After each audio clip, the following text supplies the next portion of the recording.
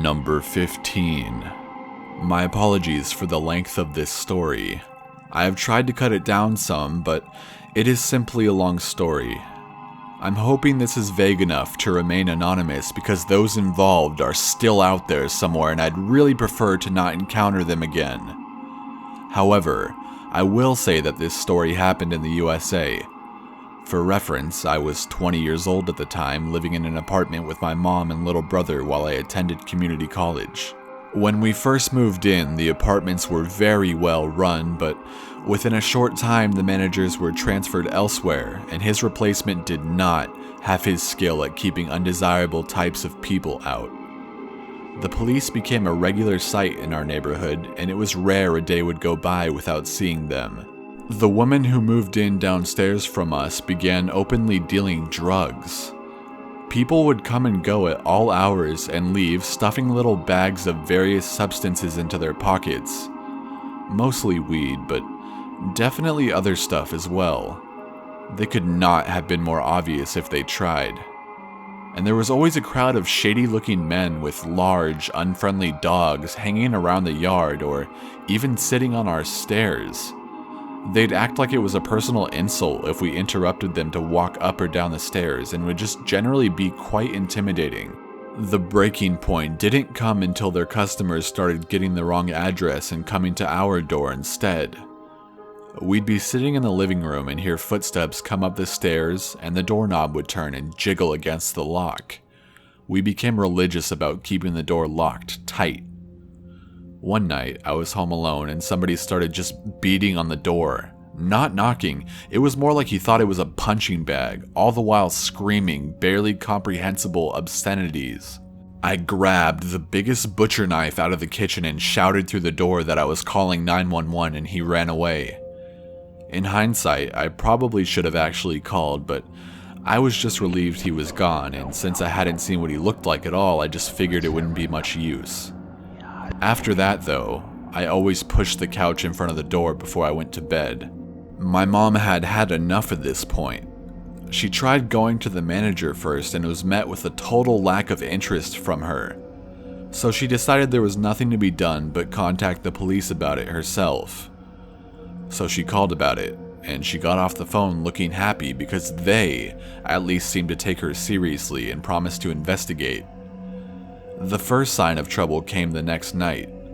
There was a lot of thumping and bumping downstairs, and a peek out of the window showed people going in and out of the apartment carrying cardboard boxes to a dented van on the street. Bright and early the next morning, the police raided the place and, you guessed it, clean as a whistle. At first, we didn't realize the implication of this. When it started back up again a few days later, my mom called the cops again, and the same thing happened. At this point, we realized it probably wasn't a coincidence. Somebody in the local police department was most likely tipping them off.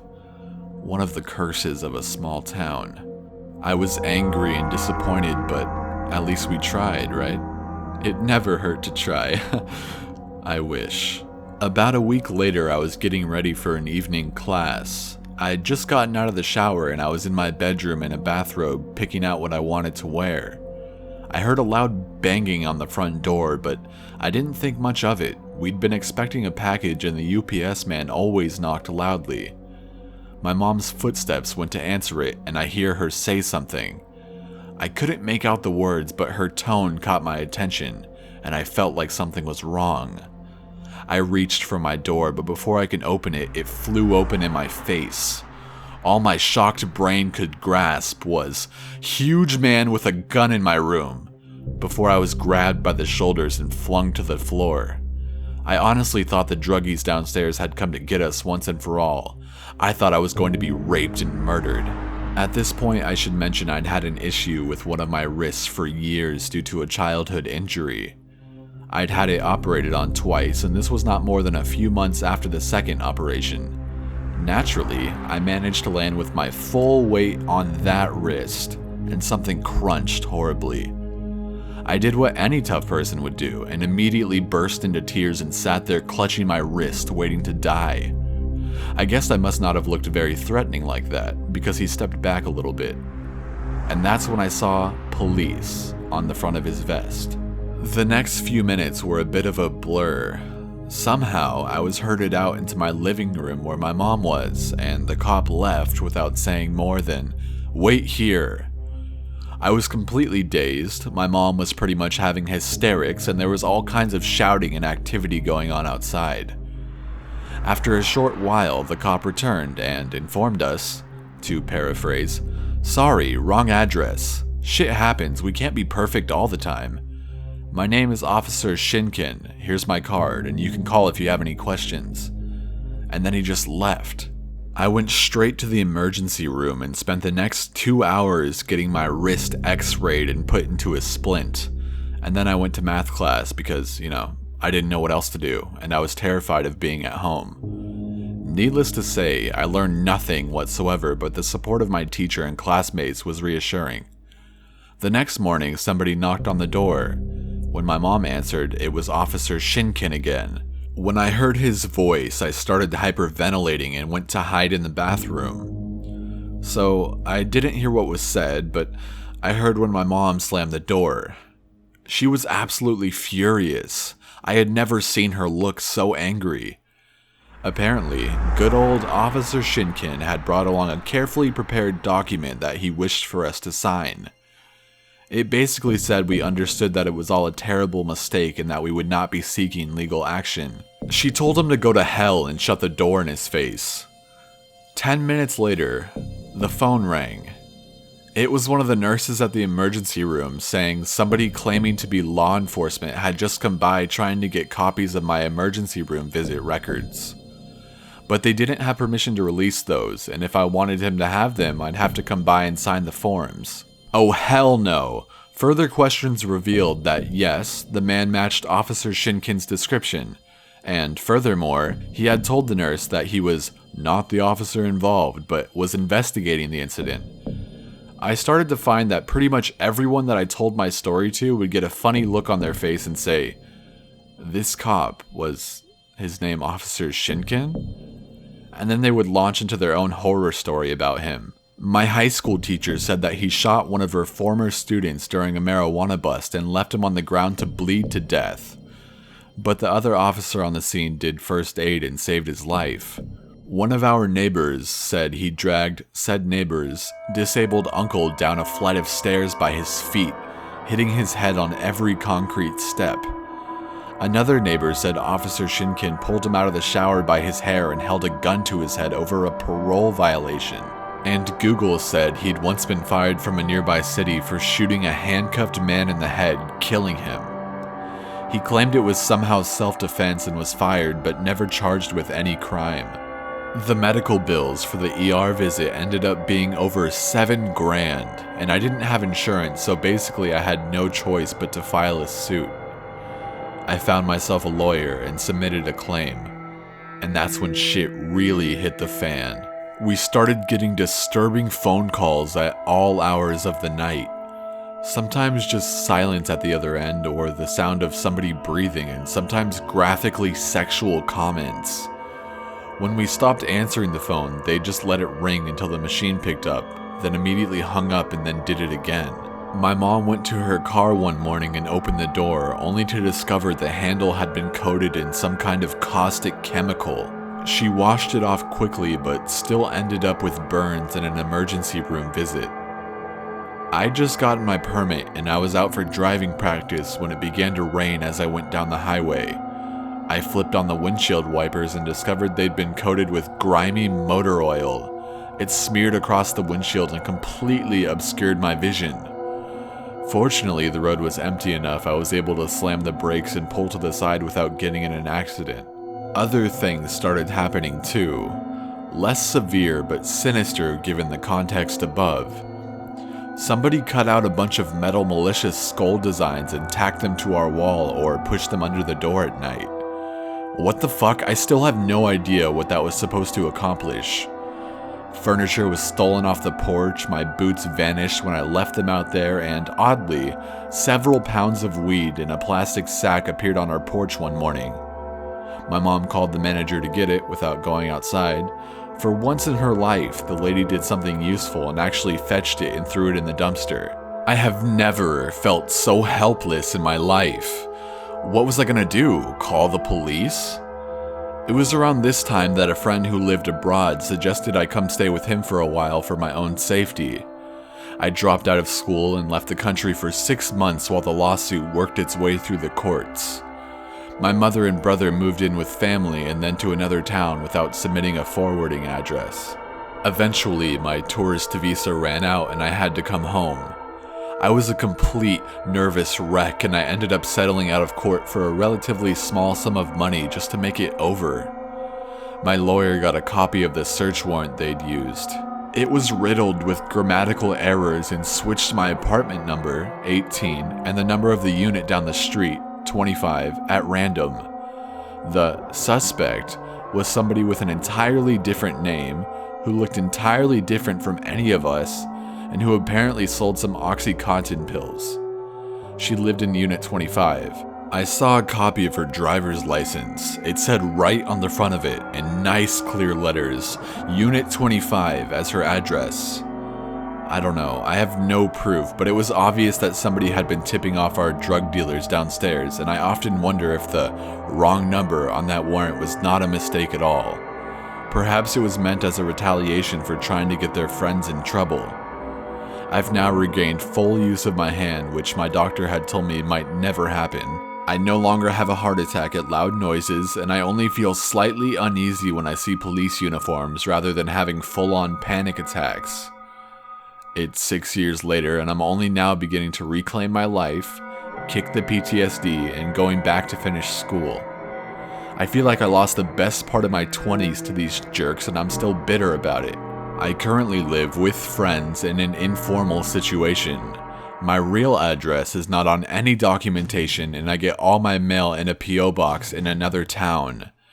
Depending on which document you're looking at, I supposedly live in 5 different places scattered from one end of the county to another.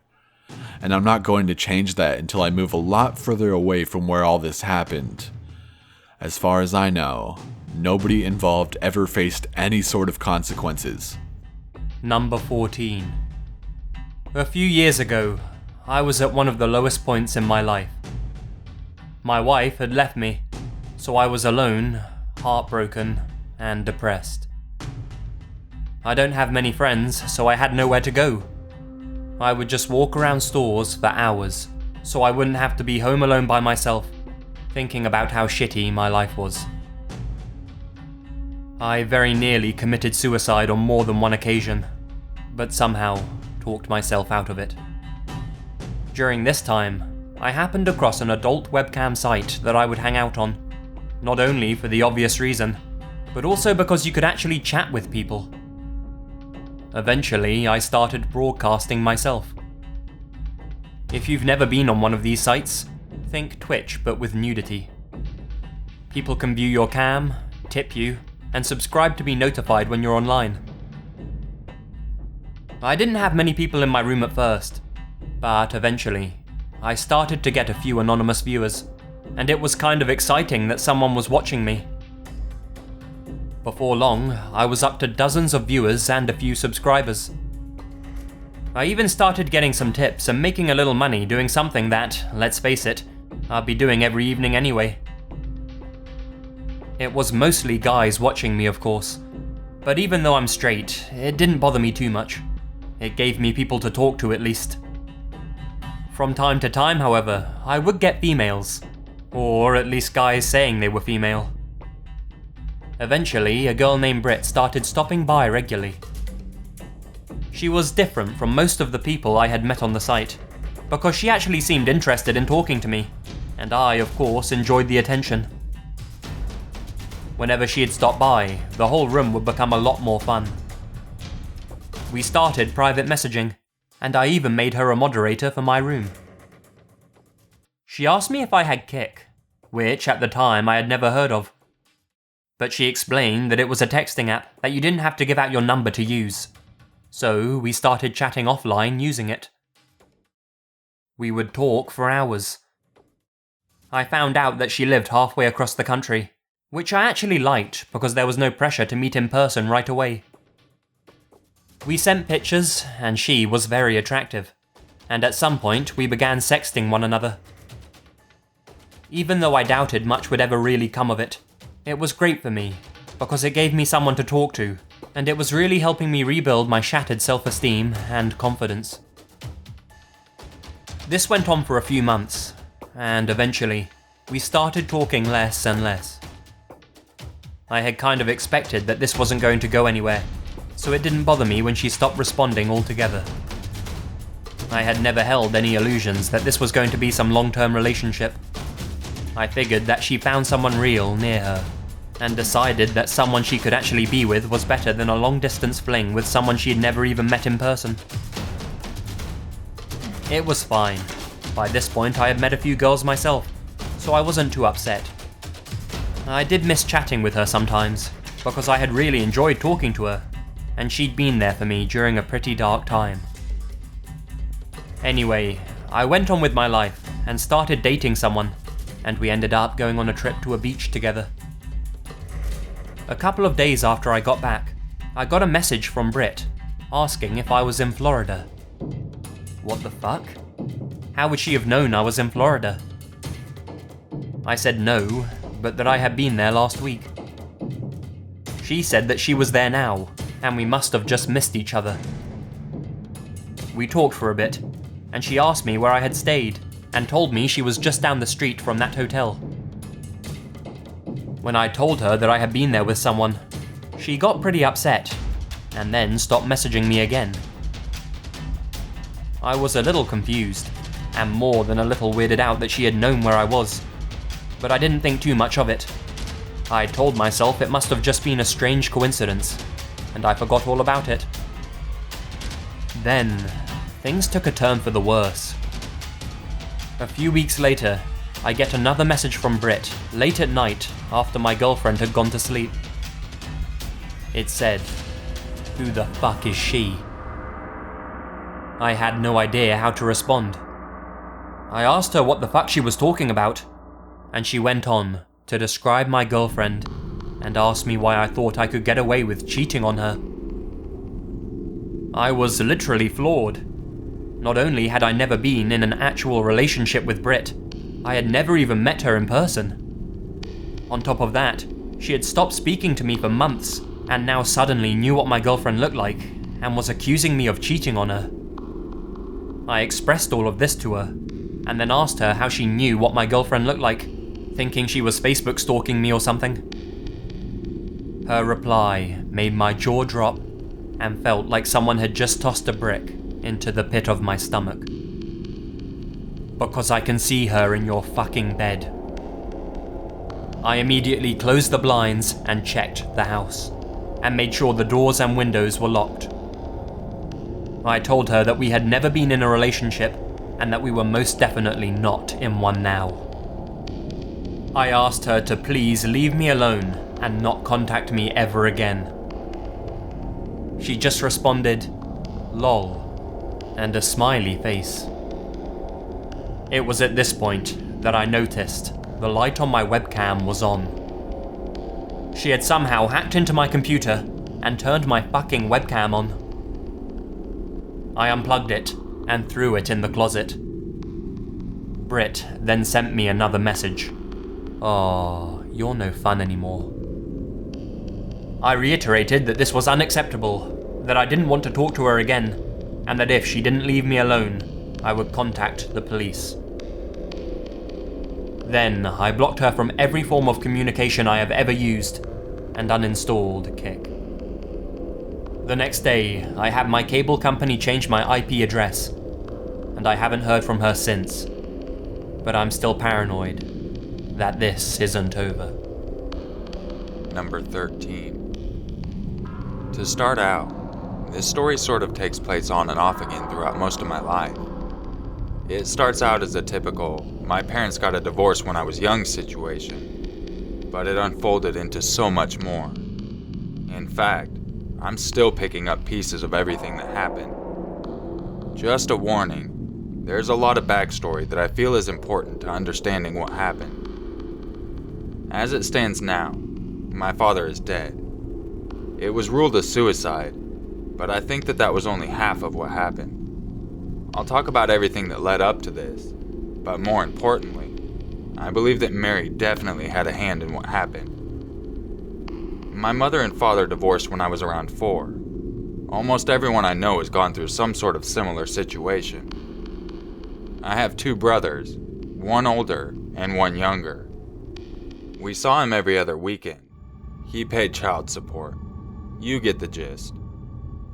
One weekend visit, my father introduces us to a woman he's seeing, named Mary. Her eyes and hair are dark, and her skin is pale. She had an obsession with the color red. Something was immediately off to me, but I didn't really start to know what she was capable of until later. My mother hated her, but she never badmouthed my father or Mary in front of my brothers and I. She felt that it was important for us to make judgments for ourselves, even if this woman was part of the reason her marriage was broken up. We continued to visit what was now Dad and Mary's house on our scheduled time with Dad. I always associated their house with red. Their house was always decorated with strawberries. Mary liked red sheets, and she had red sweaters and pants. It was weird. Mary was just unnecessary drama for a while. Things like buying us toys that we could only keep at Dad's and Mary's house, or saying that she and my father wanted to get custody of us instead of my mom. I feel like these things were harmless in a way. Every divorcing couple probably has some sort of variation. Things carried on like this for a couple of years. We would have a special variation of Christmas or Easter or whatever aside from what we celebrated with my mom. I was about 7 or 8 when I remembered the first incident that confirmed I knew this wasn't right. My little brother was a super curious child, and he was about 4. He had scooted a dining table chair to the fridge to get a cereal box on top, and when he reached up, he pulled down a handgun instead of a box of cereal. I panicked and got my dad, who acted really funny about it. My memory is fuzzy, but I remember going home early that weekend. My dad didn't know the gun was there, because it was Mary's. It was at this point that my mom started having trouble with us going over there. My father got worse about being able to come pick us up. He was unreliable for the most part to begin with, but I know that he was 10 times worse when he was around Mary. My mom told me later, when I was much older, that Mary called our house around the time of the gun incident and said, "I want your life." My mother is a really tough lady. She grew up in East LA in California, and this scared her. She was going to get a restraining order soon. I guess what Mary meant was that she wanted my mom's stability. Even as a single mom with 3 kids, she was doing very well for herself, and even dating. But even so, how long had she been obsessed with my mom before she and my father even got divorced? What did that even mean? Not long after the phone call, my mom heard her car being smashed into one night. Someone had taken a brick and smashed the driver window. Nothing was taken. I know it was Mary. We had no way to prove it, but I just know. My dad and Mary had a baby. Her name is Madison. I only remember holding or playing with her for so long. I can't imagine all the shit she's been through. My mom met and married my stepdad pretty soon after that, and they decided that it would be best to move to Florida. We had other family there, and there weren't many jobs where we were living in Tennessee. I don't remember any problems at all when we were so far from my dad and Mary. We stayed for about a year, and then we moved back to Tennessee. My stepdad was able to get a better job again, and we were closer to my mom's parents. This is when the phone calls start. As soon as we moved back, we would get phone calls where someone would just listen for a few minutes, and then hang up. The numbers were always blocked, but I'm sure it was her. She always knew where we lived, because we started seeing my dad again. The calls continued for years. It became like an inside joke. We all knew who it was, but there wasn't anything we could do. My father denied it. Anytime I asked him about it, he took her side. We fell into this thing where my mom was the bad guy, and anytime I questioned my dad and Mary's behavior, they were sure my mom was putting me up to it. Things escalated one night when my dad came to pick us up for a visit. My mom and Mary ended up getting into a fist fight, where Mary swung her fist, and my mom punched her so hard she fell backward. My brothers and I watched from the apartment we were living in at the time. Mom went immediately to the police, but my dad and Mary never even called. My mom didn't press any charges, and the whole incident sort of faded away. We ended up moving into a big house a while after that, where we still are today. Dad and Mary started to have problems and split up. I thought maybe she would be gone for good, or at least gone for the most part, but she never really went away. My dad started to become a person we could somewhat rely on again when she was gone. I got to know my little sister more, the baby they had, and things were okay. She started coming around again, though. Whenever she was with my dad in front of us, she would whisper in his ear. My dad would drink more. He became physically ill-looking and would start to gain weight. We could always tell when Mary was around because the difference was so drastic. He even officially divorced her at one point, but it was obvious that they still got together off and on. My brothers and I went on with our lives, and we became too old for visiting the way we were. Whole weekend visits became just going to see my dad for an evening. The whole time, however, the phone calls never stopped. They weren't as frequent, but they were there in the background, like a reminder that she was always there lurking. When I got into high school, visits from my dad just about stopped altogether. We usually talked on the phone here and there, and I saw him when I had events like a marching band competition, a formal dance, milestone, like graduating high school. It was pretty common to go a while without hearing from him sometime. Mary was only a thought. I hadn't seen her in years. I never saw her anywhere, at all. The phone calls had stopped, but only because we had gotten rid of the house phone. I was a freshman in college, and I remember it being right around Halloween of 2009. I was shopping with my aunt for some cheap decorations at the Walmart by my house. I saw a woman walking slowly behind us, and my aunt and I both did a double take. It was Mary. She was totally following us around the store. She looked like she was maybe 50 years older than when I saw her last, and her clothes were disheveled. My aunt kept elbowing me to go talk to her because we weren't exactly sure if this was really her. It could have been someone who just looked really similar. I worked up the nerve and went up to her. "Is your name Mary?" I asked. "Yes, it is. Hi, Sam. How are you?" Using my name like that really caught me off guard. She knew who I was and wasn't bothered to talk to me. She didn't even act like she was being caught. I asked her if she had talked to my dad lately because it had been a while since I heard from him. She swore up and down she hadn't spoken to him for months, which I later found out was a lie. This was the beginning of my dad going missing. After I saw her, something happened, and it's hard to pin down what, but he completely disappeared. His cell phone was shut off, and when I called his work at the casino, where he had been working for 15 years, they said he was no longer working there and couldn't tell me why. My mom and brothers and I called the police to file a missing persons report. We didn't have to wait because it had already been several weeks since we had heard from him, and we looked and asked all over. Everything led back to Mary most likely being the last one to see him. By the time we started talking to her, it was mid-November. My mom and I called Mary, and she would tell us that she, in fact, had seen my dad on the night after Halloween. Mary told us that he was making a noose, and this would be the last time anyone ever saw him. We honestly didn't know what to believe.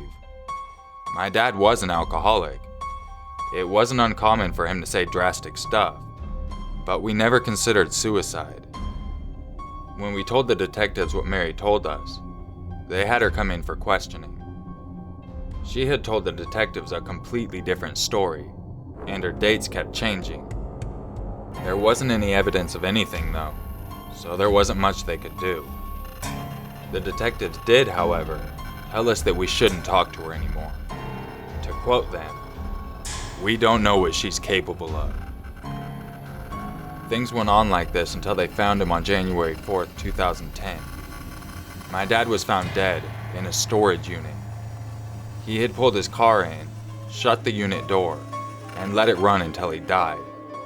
And he had been there for 63 days. There were several suicide notes, all dated from November 2nd, one for my mom and one for each of his children. But there was an especially long note for Mary, where he doted her and talked about what a wonderful woman she was. The suicide note even said for her to take any insurance money and use it on herself. The date on the notes was so close to the date where Mary said she had seen him that there was a million things that could have happened. But I know that she had something to do with it. Even if my father really did kill himself, I know that she helped push him over the edge. I'm not one to just blame someone. I know my father's a troubled man. He was an alcoholic, and he was a depressant most of the time, usually because of Mary. But there's something so frustrating and horrendous about this woman, and there's zero evidence for me to prove anything against her. She wasn't allowed to come to the funeral. My mom and parts of his family put everything together. There wasn't anyone he knew that hadn't heard of her, and everyone felt that she was a bad woman. I found a Facebook profile of her months after they found my dad. There were only 5 or 6 photos of her and some guy, obviously happy, and they were all dated for January 4th, 2010. The next year, on January 4th, 2011, she showed up at my family's house. We didn't let her in the house, and she kept saying something about having some stuff of my dad's in the car. We told her to leave, or else we would call the police. That night, someone put red tissue paper in and around our mailbox.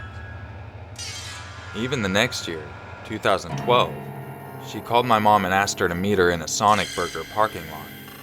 She said she had a box of my dad's stuff to give us. My mom made my stepdad go instead of her, but she never showed.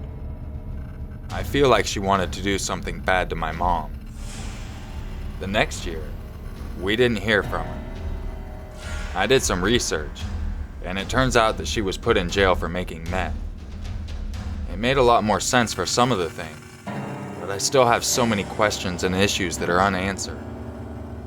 Supposedly, she was let out sometime last year, summer of 2014, I think, and it says that she was let out for good behavior and rehab. I found a different Facebook that showed her with some other family. God help them if she's pulling the same crap as she did with mine. Today, I have no idea where she is. Number 12. Former Air Force here. I was a munitions systems technician, and I worked in a very large storage facility called a bomb dump in Europe. This place had dozens of buildings, including many earth-covered magazines called igloos, housing thousands of bombs. This facility was pretty big. It was about 9 square miles, I think. An interesting thing about this bomb dump was that it was completely forested and populated with wildlife. Most are deforested because of the fire hazards, but the country that this bomb dump was in required that the area be maintained as a natural preserve. Now, despite having a small deer population, this forest wasn't nice and clear. Most forests have a fire or two to clear them out every 20 years or so. This forest had played host to munition storage since World War II and had no fire since. It was thick, dark, and dank. The trees were so overgrown that you would be hard-pressed to see 10 yards in a straight line. Anyway, it was a pretty creepy place at night. Hell, it was pretty creepy in the daytime. Twice a day, we had to run a security check to make sure that no holes had been cut through the fence, and all of the buildings were closed and locked. However, this wasn't the job of the swing shifters. We were a skeleton crew. The checks were run by the morning and afternoon crews, unless of course they fucked up, which they did one afternoon. The one guy in control doesn't realise that no PM security check was run until about 1 AM. Since no one is working dispatch, he just walks down the hall to our office and asks us to run it. We had finished all of our work early, so we were planning to split screen Halo, which was new at the time. My friend and I, Brian, volunteered to take a truck out and run the check. We grabbed a walkie-talkie and a flashlight, and then we headed out. First we run the perimeter. It's about an 11 or 12 mile trip, but we have to go about 15 miles per hour tops, so it takes quite a while. When we started building checks, it was about 2 AM. We began at the back. I can't remember how it went now, but we had an efficient system for checking every building without having to double back. Anyway, we started as far back from our building and co-workers as possible. Well, Brian decides that a piss and a cigarette are in order before we begin the building check, which would take us another hour or so. He shuts the truck off, drops the tailgate, and we just sit and chill in utter darkness while he burns down his cig. To this day, I don't know why we shut the ignition off. When we hopped back in and tried to start the truck again, nothing happened. The ignition simply didn't fire. No attempted turnover, no splutter and fail, just silence. It must have been an electrical problem. Well, fuck, we both thought it and said it simultaneously. Control, this is Storage 1. We're broken down here. Control, we're out past Building 70. We need a ride. Do you copy? We tried the walkie-talkie for a good 15 minutes before we realised that we would be walking back. Now, we could have stuck to the road. There were no streetlights, but at least we would know where we were going. We would have to walk about a mile northward to the main corridor and turn east for another 3 miles. Not too bad, but for some reason we thought it would be much faster to take a shortcut through the forest. I actually knew this was a shitty idea, but I had a man card to preserve, so I went along with the idea. No matter what logical idea I came up with for sticking to the road, it always sounded like I'm a giant pussy when I said it in my head. So I trudged out into the woods with Brian. You'd think that Brian had balls of steel. You'd think that he would shrug off any spooky shit just to save some face. This was all his testosterone-laden idea anyway, after all. Well, this wasn't so. Brian was scared shitless about 10 minutes in. Now, I wasn't too scared. I knew it was a bad idea, but I wasn't about to lose it or anything. However, Brian's anxiety was strong, and I could sense it. And worst of all, it was getting increasingly contagious. Walking through thick woods is slow, and our cell phones were back in our lockers. Before, we just went off of the clock in the truck, but that truck was a quarter mile away now, so we had no real idea what time it was, but we were too far into the woods to go back. I knew that we weren't going in a straight line. We were meandering about, but I did know that we should have almost been to one of the rows of the buildings. It was probably only about 20 minutes since we had left the truck, but it might as well have been hours when we reached the row of the buildings. These were old buildings, above ground brick structures, not the concrete igloos. The above ground magazines had specially designed roofs that would blow upwards in the event of a catastrophic explosion, minimizing damage to nearby structures. They were also some of the oldest buildings in the bomb dump, little newer than the World War II itself. They were ramshacked, rusted and coated in moss. Inside, they were dank and mouldy. The only thing we kept in them were plain Mk82 bomb bodies, the least expensive and the least sensitive stock that we had. The only saving grace about these buildings was the dim industrial lights over their doorways.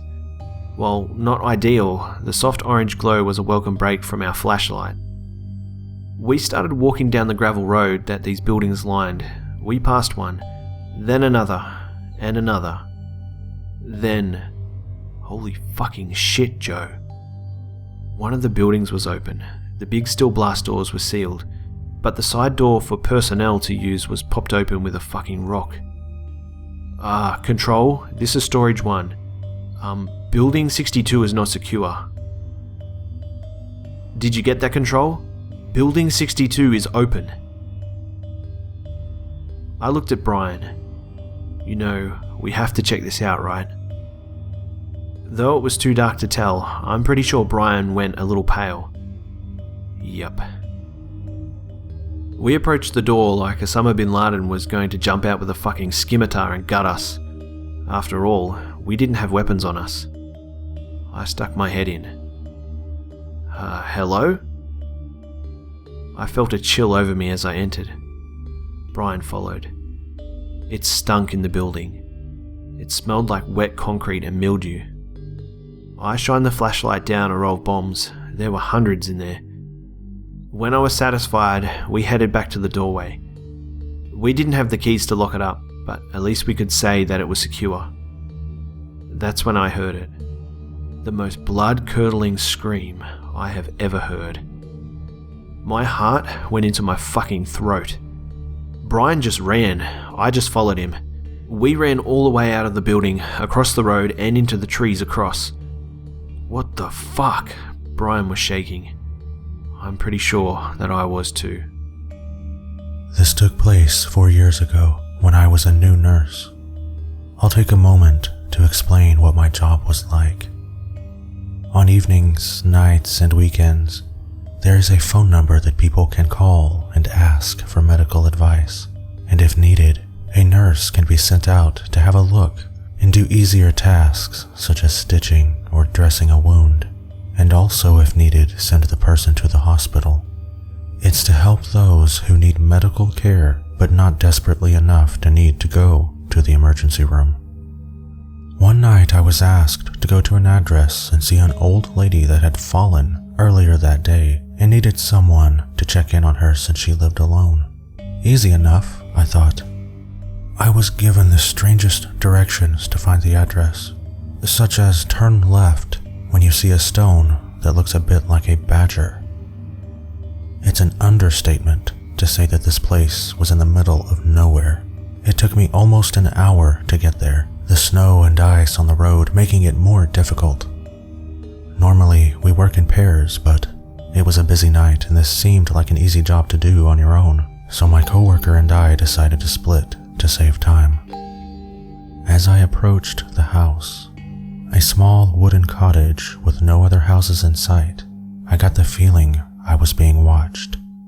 If I had just trusted my instincts and turned around, it would have saved me so many problems, but I didn't. There was no doorbell, and the door was open, so I stepped inside shouting, "It's the nurse. I've come to see that you're doing okay, Mrs. K." There was no answer, and I couldn't find the light switch, so I took out my mobile phone and used it as a flashlight. The place smelled like cat urine and mold, and I wondered if the old lady hadn't heard me, and if I would scare her half to death showing up in the darkness of her home. Then suddenly I hear the door shut behind me, and instinctively knew it wasn't the old lady who had snuck up on me. "Please don't be scared, dear," I hear a woman's voice from somewhere close by. I turn around and see a man behind me, thin and tall, and with the haunted stare of an abstinent druggie. Fuck, I thought. I had been warned about things like this. It's common knowledge that we carry morphines and other goodies. I'll hand it over if it comes to that. Not worth fighting him for a few milliliters of morphine or steroid or whatever it is he wants. As calmly as I can, I look him in the eyes and say, "Is she your mother? I heard she had a fall today and I need to check her for signs of a concussion." With that, I spun around and went over to the old lady, looking scared and regretful, where she was curled up in the corner of a small sofa in the cold, dark kitchen. The man said nothing, but stared at me with hostile eyes as I grabbed my bag and got out the light I used to check pupils. I take my time examining her and try to come up with a plan of action. The man is blocking the only door out, and between him and myself there is a kitchen table, a large bread knife within his reach. I gasp for air and pretend to have noticed something wrong with the old lady. Please don't be alarmed, but I think I need to get you to the hospital tonight. I lied in my best good nurse voice. I planned to pretend to phone the ambulance, but instead phone the police. Then I turned to the man, pretending not to notice him staring at my bag, shaking with abstinence. Please come here and sit with your mother while I call the ambulance. No phone signal here, love. He smiles and comes closer, eyeing the knife on the table. I realize that it might take a long time before my coworkers start to miss me, and when she does, she won't know exactly where I am. If I was going to get out of this mess, I would have to come up with a solution myself. No one was coming to save me. Is he your son? I asked the woman. He takes my pain medicine from me, she sobs. And my pension. I'm sorry, he scares me. I look again at the bump on her forehead and realize that it's not from a fall, but from a punch.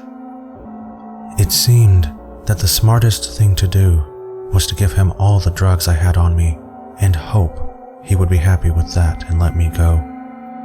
But then, what if he feared I would call the cops now that I knew who he was?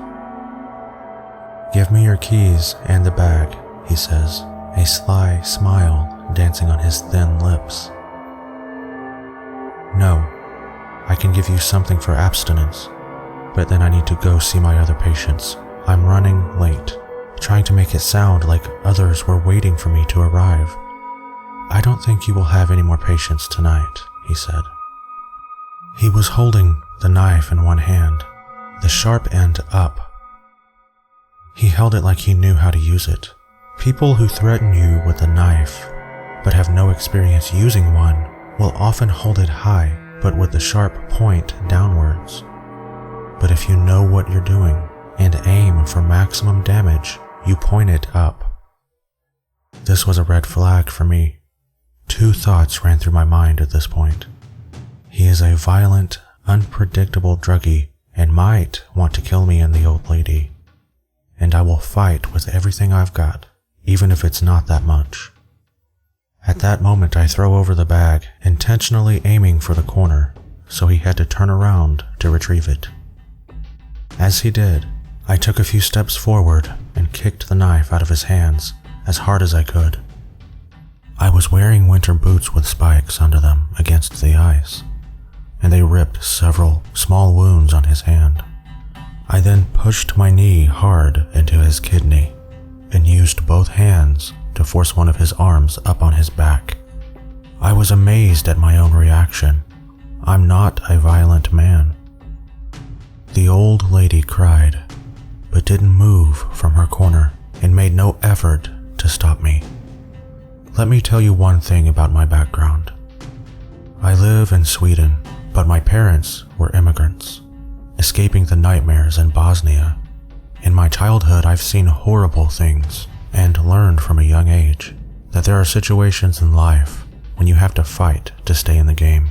My dad had drilled all us kids in self-defense in Krav Maga, but I had never once used it before. The druggy guy tried to get up from under me and attempted to kick me, but didn't reach as I was sitting on his upper body. I realized that if he gets back up, my chances would be slim. So instead, I found the carotid artery and pushed. As he passed out, I grabbed the old lady and headed for the car, terrified that he might soon be waking up and give chase. As we reached the main road and got a signal on the mobile phone, I phoned the police and an ambulance to the address. The old woman said nothing during the ride into town. Later that night, a policeman came to my workplace to talk to me. It turned out that the druggie was well known to them. He had just served a sentence for killing a man, jumping on his head while he was out cold. Number 10. I have a few paranormal events that happened all throughout my life. Most of them are pretty tame, but There is one that got to me and still sticks with me today. About 4 years ago, I was ending my freshman year at college. I had lived in the dorms with a kick-ass roommate and pretty much had a great experience altogether. Towards the end of my last semester, something seemed different in my hall of the dorms. We were all still our lively selves, but just walking into the dorms would give you this massive feeling of dread. We all wrote it off as the stress of finals approaching, but it just felt off. Well, one night after studying, I decided to hit the shower so I can just wake up and make my way to class in a few hours. Before I keep going, I should go ahead and set the layout of our hall and the bathroom. Our hall was one of many halls on a single floor. Each hall had 4 rooms that accommodated 2 people each. The entrance to the halls were massive steel doors with a small window located at one end, and across from it was the bathroom. It seriously felt like a prison block rather than a living quarter for college students. As for the bathroom itself, when you walked in, you were immediately met with 2 sets of sinks, 2 sinks to each side, on your left and your right, with massive mirrors facing each other, creating this infinite loop of mirrors. Then past that, you had your 2 urinals and a toilet stall on your left, and 2 showers on your right. When facing the left set of sinks, you can clearly see into the showers from the mirror if the door is open. And in the right set of sinks, you can see the reflection of the shower. The door of the bathroom was identical to the entrance to the hall. A massive steel frame with a small window that didn't allow for much of a view, and with good reason. The door was propped open with a giant wooden wedge that couldn't be moved unless you were really trying to close the door. So back to the story. I'm all alone in the bathroom gearing up to go shower. I throw my change of clothes on the right side sink so that way I can reach around the stall to grab them. Once I set my stuff down, I happened to look up into the mirror and I could see in the distance something almost shimmering inside the shower stall.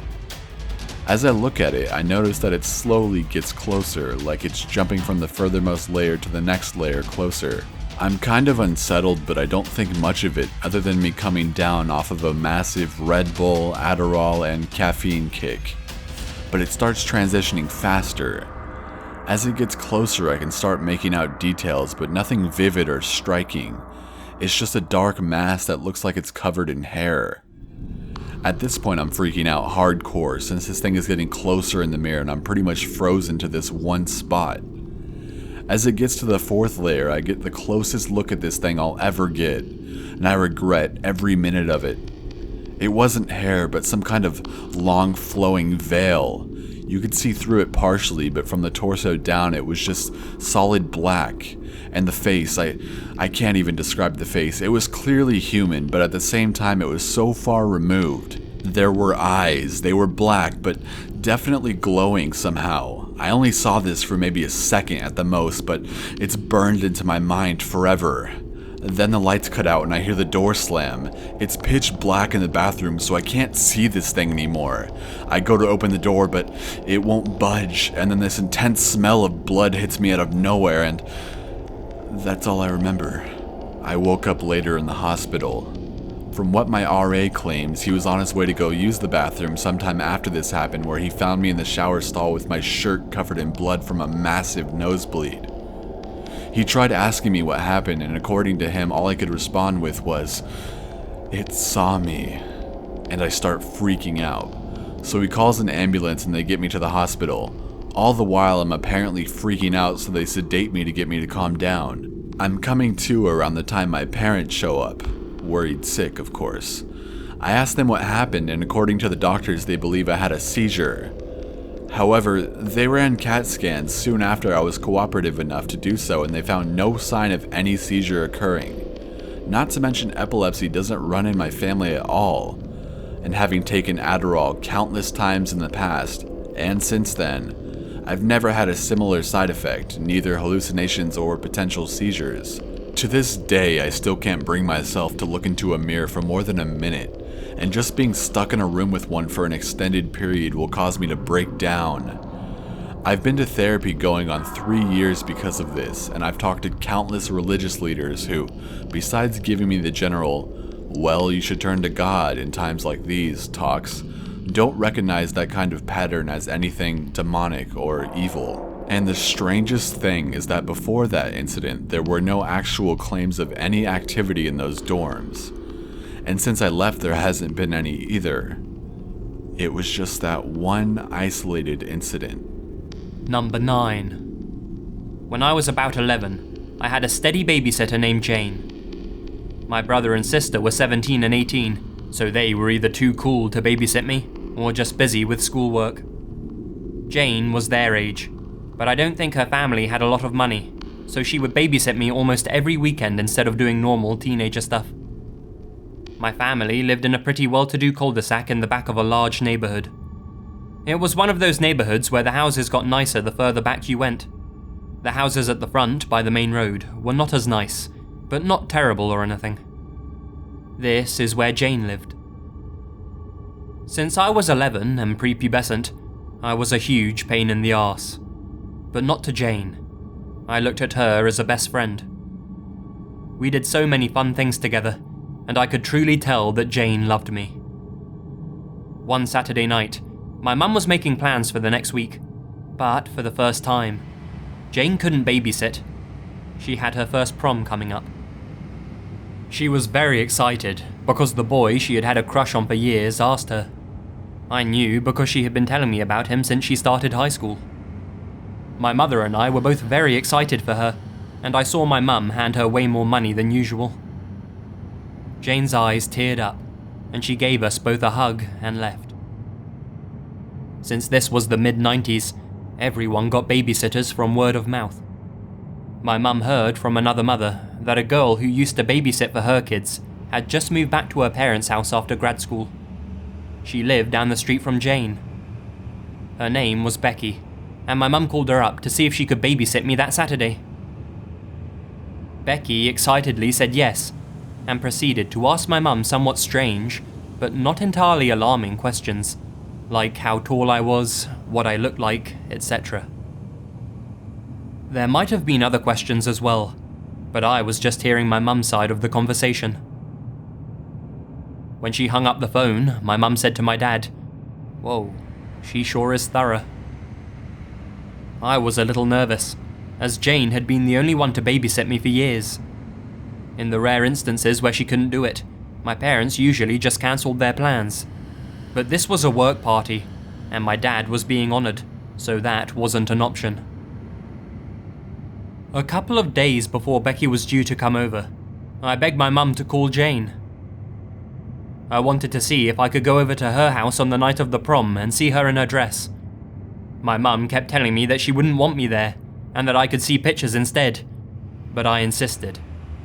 So my mum called Jane, and handed the phone to me. "Hey there, May, how are you?" Jane said. "I'm good. I wanted to see if I could come over on Saturday and see you in your prom dress." She said, "Of course, I'm getting my hair done, but you can come over after that, maybe at around 5:30? Tell your mum to call first and make sure I'm home." "Oh, it won't be my mum. It'll be Becky." Dead silence. "Wait, what?" "Oh, since you can't watch me, my mum found a girl named Becky to do it." There was a long pause. "Okay, sweetie, that's fine." She hurriedly got me off the phone. I went to school the next day, and came home to my mum hanging up the phone, shaking her head. Poor Jane. Her date doesn't want to take her anymore, and they had a fight. She wanted to know if she could still watch you this Saturday. I feel bad for cancelling on Becky, but it's completely up to you. Of course, I chose Jane. And as usual, we had tons of fun. I didn't bring up the prom because I didn't want to make her feel bad, but then she started asking me if I wanted to play dress up. We did each other's hair and put on my mum's dresses and took pictures with my mother's Polaroid. It was the best night of an 11-year-old's life. Jane went to community college, and by the time she went to a 4-year school, I no longer needed a babysitter. We kept in touch a little after that, but before long, we both got busy, and we lost touch. This was where the story ended, Until this past weekend. I ran into Jane at a bar. She was not sober. In fact, she was very drunk. She didn't seem to be doing well. She was very thin, and it looked like she had track marks on her arms. This made me extremely sad, because she was one of the people I love most in the world, at least at one time. I sat next to her at the bar, and I asked her how she was doing. Her face lit up, and she gave me a big hug. I always knew you would do well for yourself. Look at you. You're all grown up and beautiful. You look great too, Jane, I said. No, I don't. But it's okay. We started talking, and she was drinking even more. I got the feeling that she was in blackout drunk territory. She was with a group of people that seemed to be her friends, so I wasn't entirely worried for her. But I still didn't want to leave her alone for some reason. She seemed really happy to see me. We started reminiscing, and once it was my turn to bring up a story again, I said, "Remember when that dirtbag stood you up for prom, so we staged our own prom with pictures and everything? That was great." She looked at me through foggy eyes, and smiled, a small smile. He didn't stand me up. Your replacement babysitter was a sick fuck. When I was little, she beat me, sexually abused me, threatened me, and locked me in closets. Then she would invite her boyfriend over to do the same things to me.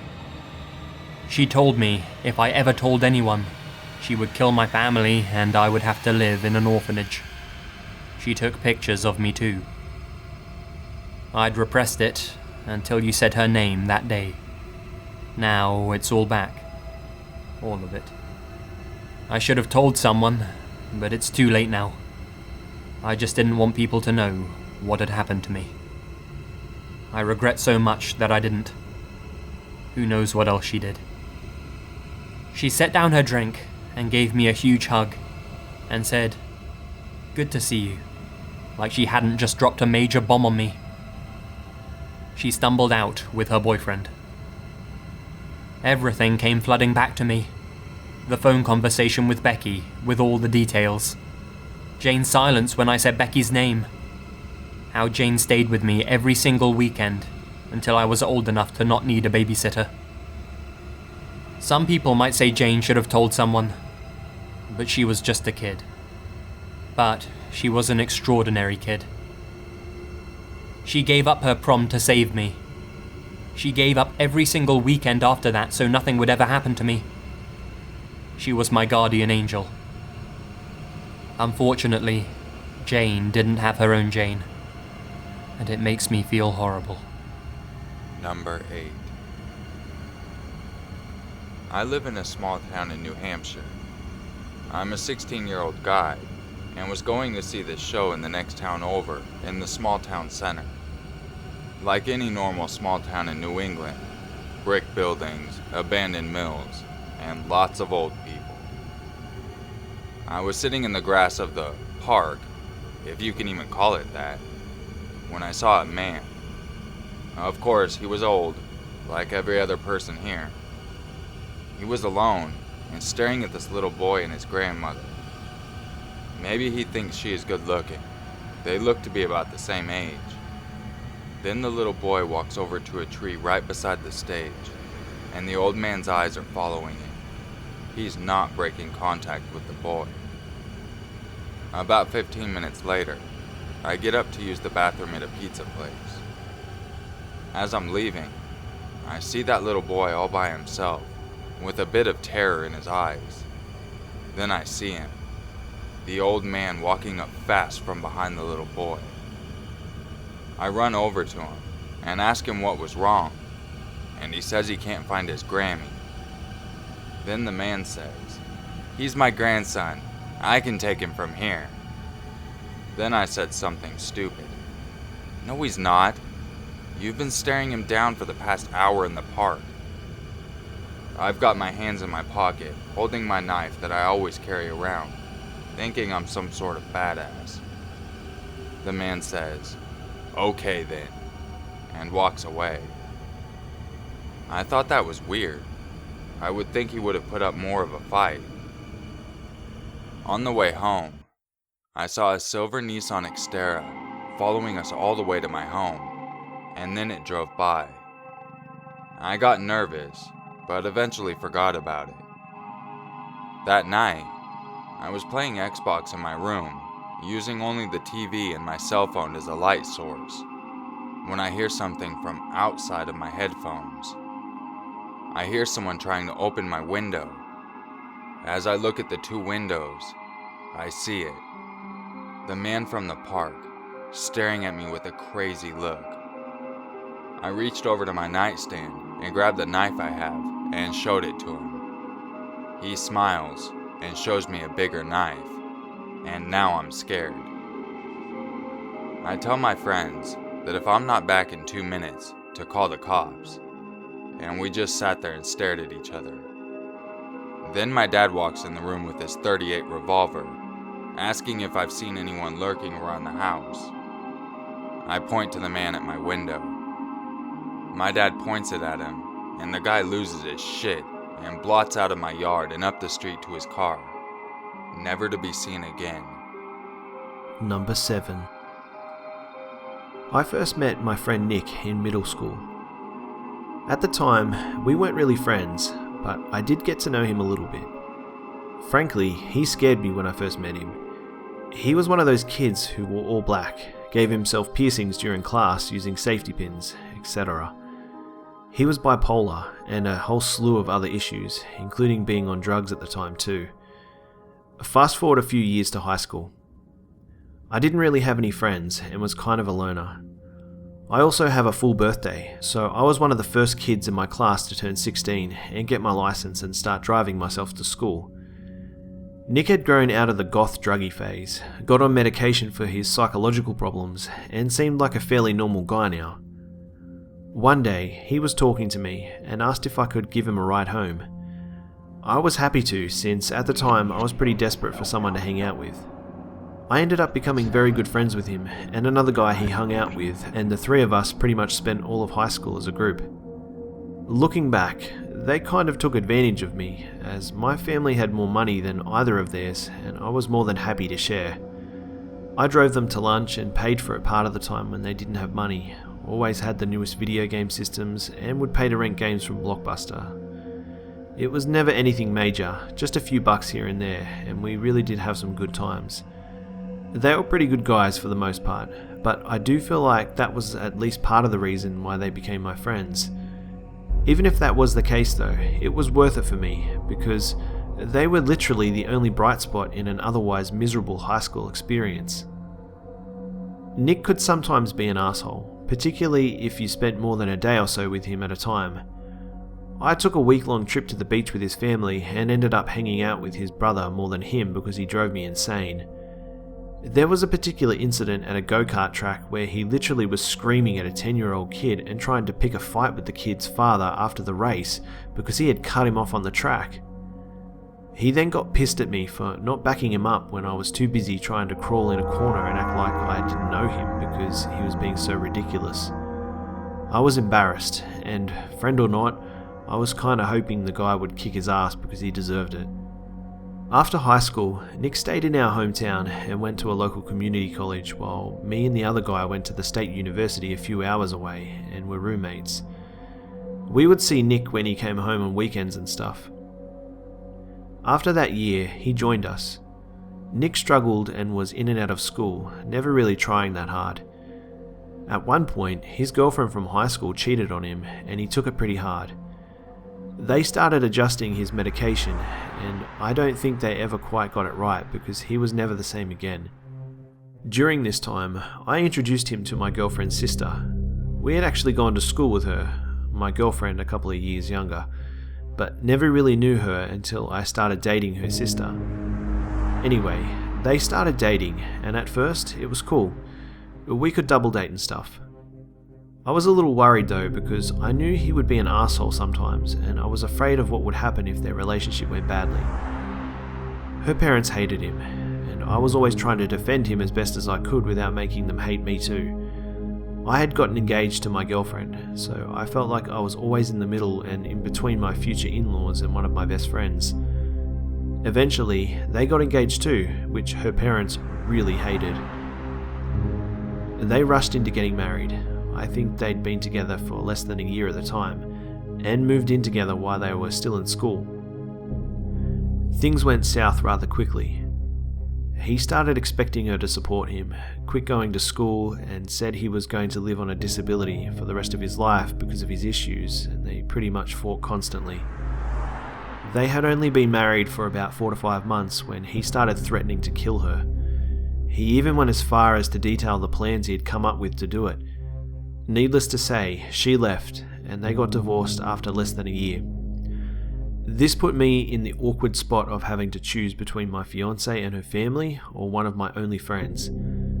I tried to defend him as best as I could, saying things like, "He's not really like that. His medication is still messed up. He doesn't mean it. He won't really do that." But how can you truly stick up for someone who's threatening to murder his wife? I did the best I could, but ultimately, if I wanted to keep my fiancée, I had to lose my friend. Our other friend was supposed to have been my best man, but he refused after what happened with Nick, so I ended up losing both of my friends over the ordeal. Pretty much exactly what I had been afraid of when they first started dating. The last time I spoke to Nick, he had come into the store I was working at with some people I'd never seen before. I said hey and waved, and he immediately flipped me off and walked out of the door. So that was pretty much confirmation that our friendship was completely over. I'm not really sure how any of this was my fault, but apparently I was supposed to completely leave a 6-year relationship and break off an engagement because he was a psychopath who threatened to kill her sister and she left him. I really wish this was the end of the story, but it continues. Her sister found someone new, who is an amazing guy, and now one of the closest friends I've ever had. He ended up being my new best man, and I have far more in common with him than any of my old friends. He's been like a brother. I graduated, got married, moved home, and started a family. My now wife's sister got married to the new guy, and they have a 3-year-old together now. Everyone is happy, and we pretty much forgot Nick. Until the day he came back to town and started working at the local grocery store. My mother-in-law was the first one to see him and pretty much forbid her daughter from shopping there anymore. She was terrified that he would come after her or her kid if he saw them. They ended up moving to the other side of town shortly afterwards anyway, so not a big deal.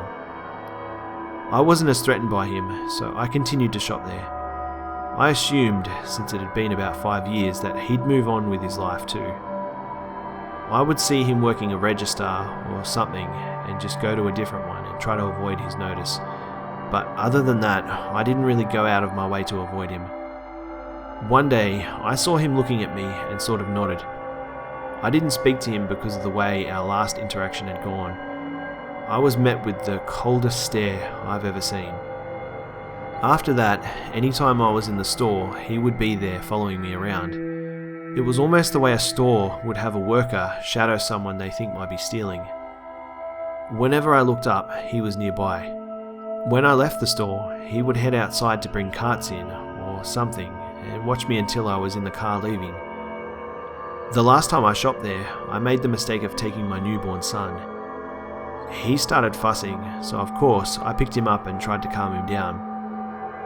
At that point, Nick walked by and slammed into me, nearly making me drop my baby. He then walked off like nothing had happened. I decided that day that it would probably be best if I just started shopping at Walmart as much as I hated to. That still wasn't the end of it, unfortunately. A few nights later, I had stayed up late on the computer and realised I'd forgotten to sit the trash out to be picked up. It was about 3 AM when I went outside to move the cans to the curb. As I walked out of the garage, a large van with blacked out windows suddenly came down the street and just stopped at the end of the driveway. I was a little nervous since it was 3 AM and they were clearly not a neighbour. So I took my time fiddling with the cans beside the house, waiting to see what they were going to do. Eventually, they went slowly down the street and stopped. I put the cans out as fast as I could and went back inside, making sure all the doors were locked. I went to sleep with my gun on my nightstand. Also around this time, my grandmother's house was broken into. Whoever did it knew where everything in her house was because they didn't rummage through anything. They went straight to where her jewellery was and took most of it. Then they went straight to the closet where my grandfather's guns were and took several of them as well. About a week later, they returned and cleaned out what they hadn't taken the first time. We have no proof, so the cops won't do anything, but we're fairly certain it was Nick. He had been to her house before, and I had shown him the guns when we were friends. Since whoever broke in knew exactly what they were looking for and exactly where to find it, that pretty much limits the list of suspects. I've seen the van driving around in the front of the house late at night several more times since. It's becoming less frequent since I started shopping elsewhere, and thankfully, nothing else has happened. I keep my gun nearby at night now, and we've had a security system installed. Since nothing has actually happened, and since we can't prove he was the one who broke into my grandma's, the cops won't do anything. I'm hoping this doesn't escalate again.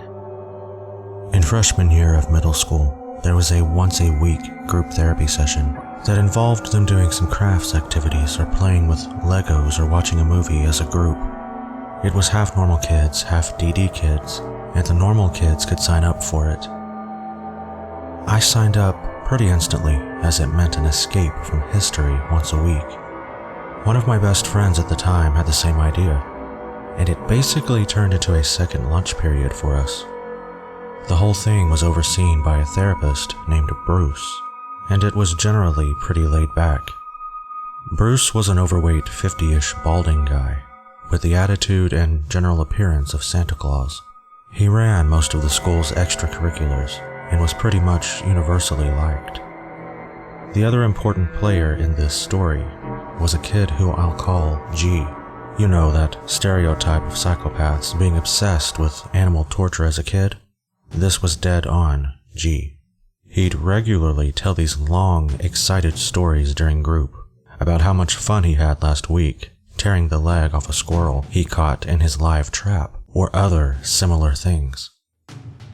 Most of us just sort of ignored him, as it was just sort of assumed that he was all talk and just making up gross stuff to get attention. So one week we were playing with Play-Doh. Since it was a DD group, the huge tub of Play-Doh had long since assumed a uniform shade of turd brown, and the general drive was to get people to build things and tell stories about them. Most people just built dinosaurs or threw clay at each other. G, for whatever reason, had a huge flat square slab laid out and was building 4 large pillars on the corners. He eventually put a roof on it, which wouldn't stay on due to the lack of interior supports. The normal kids would always leave a few minutes early as the group ran right into the start of the next period, and we'd need time to get to class. I was no different, and walked out while Bruce and the DD kids were smashing Play-Doh and throwing chunks of turd dough back into the bin.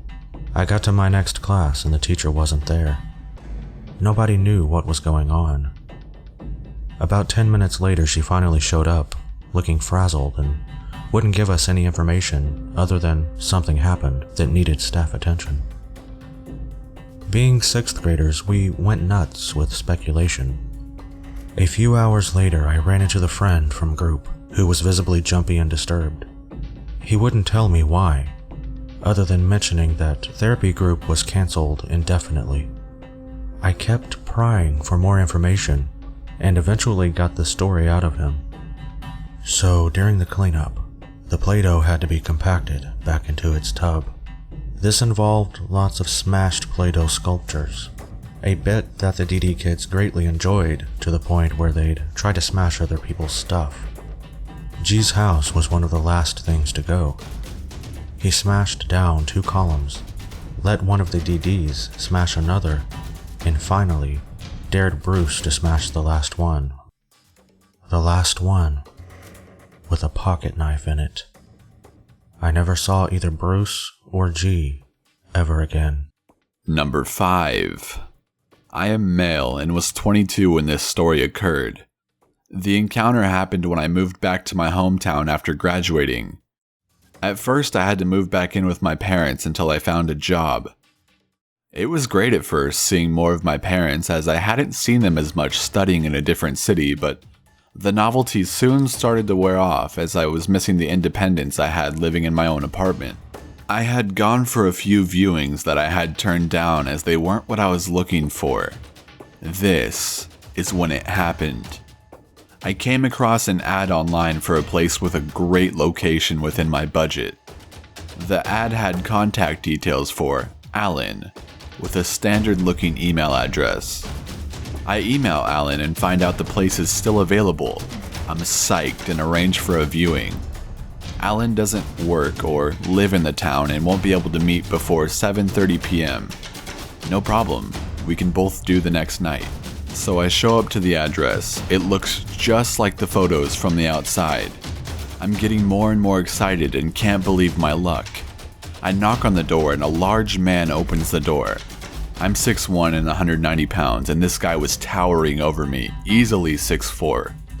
He almost looks disappointed as he extends his hand. "Hi, I'm Andy," he says. His name was Alan on the ad. It wasn't a red flag yet, it could just be he doesn't like advertising his real name. As I shake his hand and say I'm, insert my name here, he responds, "I thought you'd be a girl." I have a unisex name. I, at this point, am assuming he prefers girls as they tend to be considered as tidier than guys.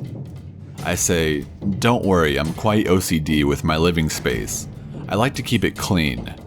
He just kind of nods, still looking disappointed, but as if he's trying to hide it. He uninterestedly shows me around the place. I actually really love it so far, but anytime I show my interest, he seems to be trying to put me off. For example, I said I loved the big windows, and he responds with telling me they can be drafty. Just things like that. I'm still brushing this off as him thinking I won't be as clean as a female tenant would. We finish looking around the place and I tell him I'm really interested in renting but first want to see the basement. It was advertised with Spacious basement in the listing. He says that there is no basement. I just look at him confused and point out that it says so on the ad, and there's a door in the apartment he didn't open during the tour, which I'm assuming is the basement entrance. He's beginning to act a bit sketch and says that he's reconsidering including the basement and he's going to use it for storage instead. The basement was a big positive for me on the ad as I pictured man caving it or throwing parties down there with some friends.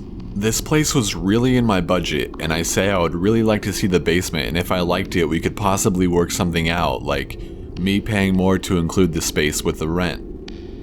He seems unsure, but as I'm being adamant, he finally relents and says he will show me, but first he has to go down and tidy up before he can show me. At this point, I'm reconsidering hanging around as this seems like a red flag, but at the same time, he did say he was going to use it for storage instead, so I figure maybe it is a bit untidy. I decide to wait. Andy disappears into the dark basement. I'm waiting for the light to flicker on when he reaches the bottom of the stairs, but it stays dark. I hear some shuffling around for a minute or so, and then the light comes on and he shouts up that I can go down.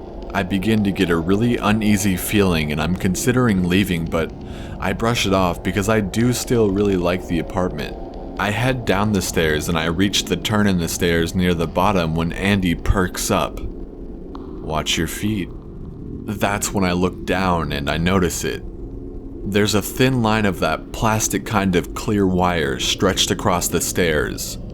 You know, the kind that is used for washing lines.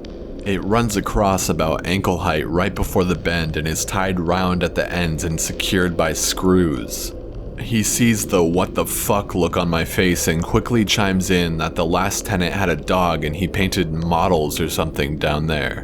The wire was there to keep the dog out and he hasn't had a chance to remove it yet. Pretty flimsy excuse considering the ad said no pets. I'm thinking the only reason he didn't remove it was because I was at the top of the stairs and would have seen. Obviously at this point alarm bells are ringing, so I don't wander far from the bottom of the stairs. Andy says, "Well, here it is," and a minute later is quickly trying to rush me back up the stairs. Relieved, all I see down there is boxes and a tied up bin liner. Typical storage stuff, no weird smell or anything, just a normal looking basement. And then I notice it just as I turn to go back upstairs. An old mattress poorly propped up in the far corner. It has a sheet covering it, but you can see the bottom corner and it's clear on what it is. It looked like he tried to hide it with a sheet, but couldn't see in the dark. We head back up the stairs, me leading, and I remember to step over the wire. Andy immediately closes the door when we're back up and says, "Well, get in touch if you want the place and maybe we can work something out with the basement." He's acting super sketchy at this point and I can tell he wants me out right away. So I say, "Sure, it's a lovely place. I'll be in touch. Nice meeting you." I'm quickly ushered out. I called my best friend when I left and told him what happened. I told him that I'm worried Andy is planning on luring a girl down there and tripping her on the stairs to do God knows what. He says maybe I'm being paranoid, but it does sound sketchy. I decide better safe than sorry and call the police station on the non-emergency number that night, and I explain what happened. The police thank me and say they'll check it out, but they don't sound very sincere. I expect to hear a follow-up. Nothing. I call back a week later to inquire and I'm told they can't release any information. I keep an eye on the local news and nothing comes up that sounds like Andy. The ad did get removed the next day though. Maybe I put him off the idea. Maybe it was me being paranoid and there was nothing malicious going on. Or maybe Andy followed through with his plan and was never caught. Number 4. Keep in mind that I am unsure of the exact age I was during this series of events, but it took place over a majority of my life thus far, and promptly ended in 2011 when I was about 11 years old. I remember most of these things happening, and my mum has filled me in on some of the details since. I live in a good neighborhood, in a good city. It was being built when we moved here, but I always remember these two being my neighbors. Their names were Betty and Jeff. The first interaction I remember having with either of them was when Betty gave my sister and I a whole bunch of McDonald's toys. You know how they display every one of those toys inside? We got one of those displays. I was 5, and my sister was 2, and I remember being ecstatic, as any younger child would be. My mum later informed me that Betty would tell her that we were the cutest kids in the world, and that she wished she had children like us. Flash forward a few years later, where I'm guessing I was about 7 or 8. I was hanging out with another girl my age, who was also my neighbour from down the street. We left my house, and we were walking to hers. When we got outside, we saw Betty throwing a bunch of Jeff's shit out of the second-story window. I vividly remember her screaming profanities as she tossed an old TV set out of the window, and smelling cologne that she must have thrown out as well. My friend and I rushed to get inside, and just thought that she was crazy. Between the age of 8 and 10, Betty and Jeff must have had a few more fights. There's nothing that I can remember, but I do remember my mum telling me that Betty confronted my dad. My dad had been outside doing yard work at about 8:30 or 9 PM. It was summertime, so the sun was still out, and kids were still outside, yelling and playing. All of a sudden, Betty marched out of her house and straight to my dad. She yelled at him for keeping everybody awake with the sound of a leaf blower, and probably called him a motherfucker a few times as well. I would understand her anger more if it was dark outside, but it still kind of confuses me.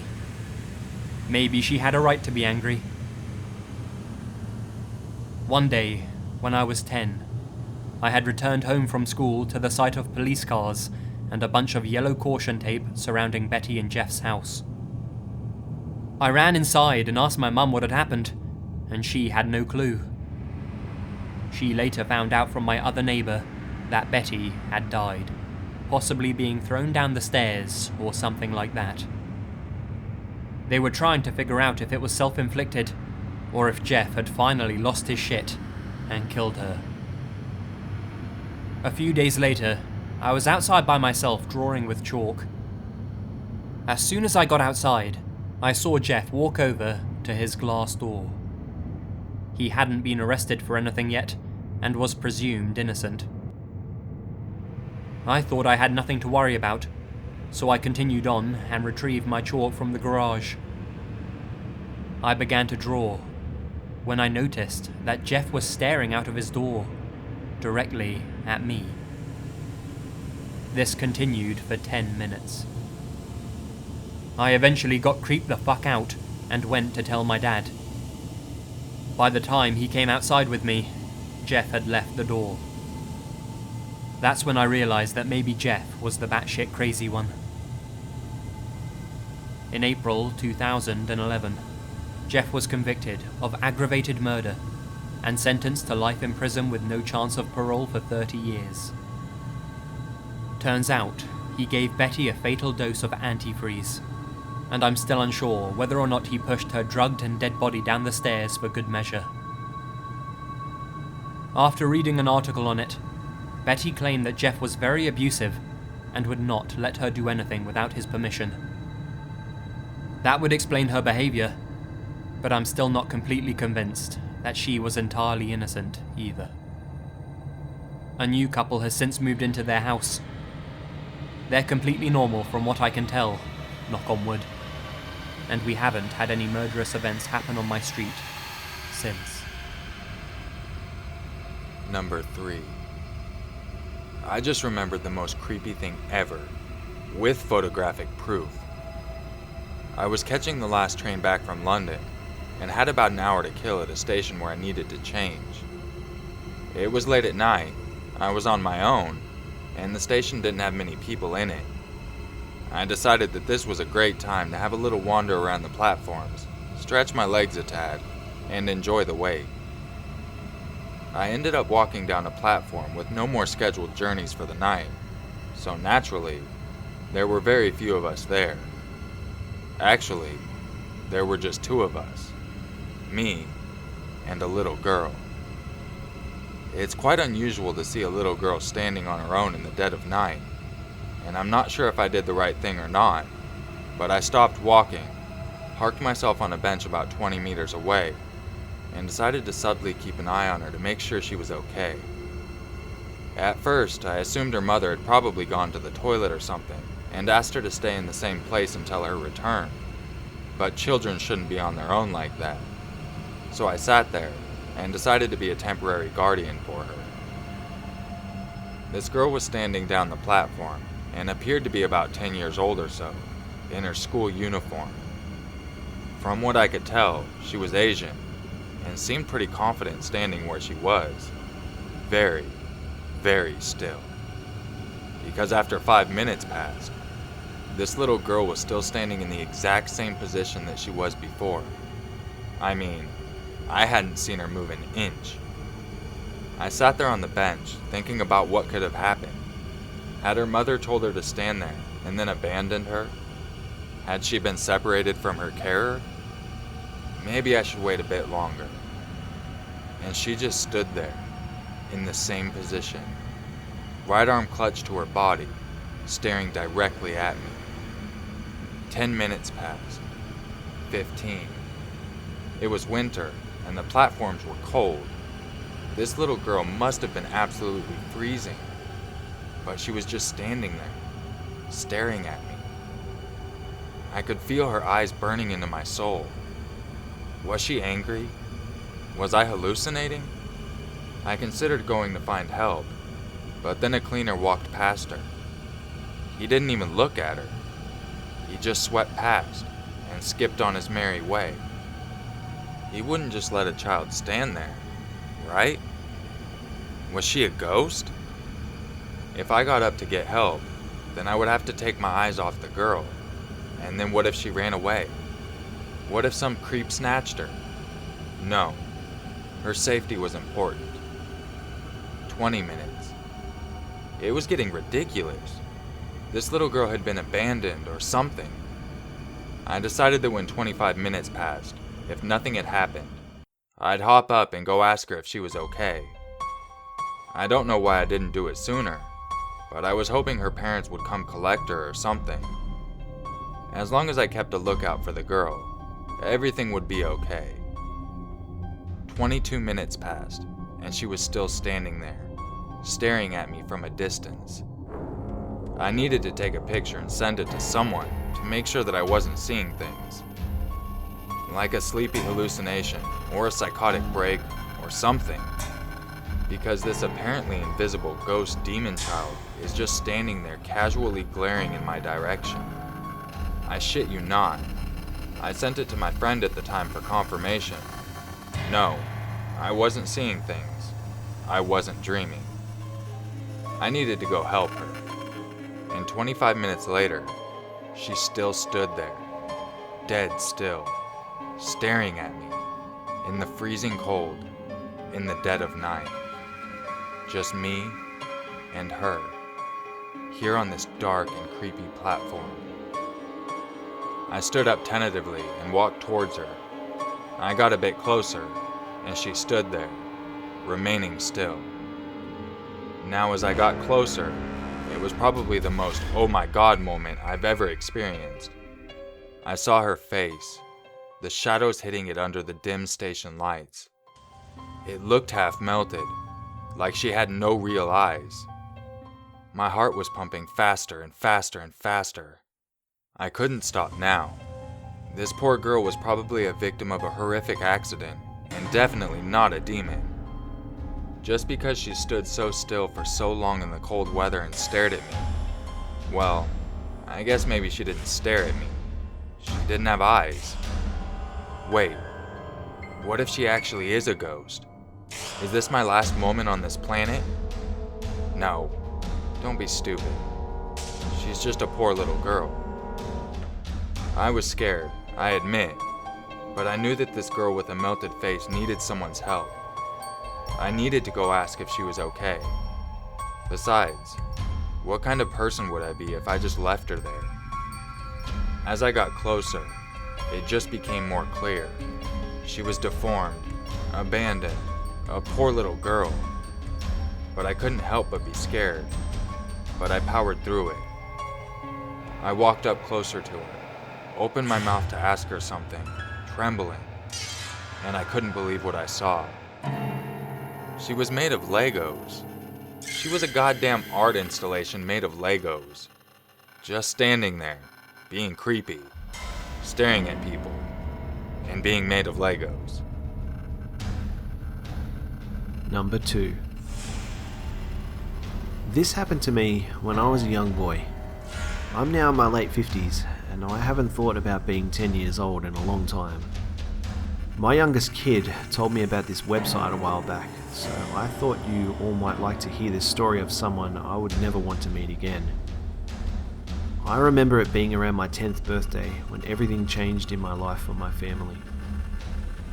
I remember it being the best birthday yet, because my mum had secretly saved up enough money to buy me my own bicycle, and I was more than thrilled. No more borrowing my older brother's when he let me, or standing on the back, or sitting on the handlebars of a friend's bike. We were by no means well off when I was young. We didn't have much, so getting that bike had meant a lot to me. My father was a man who worked a lot and drank even more than he worked.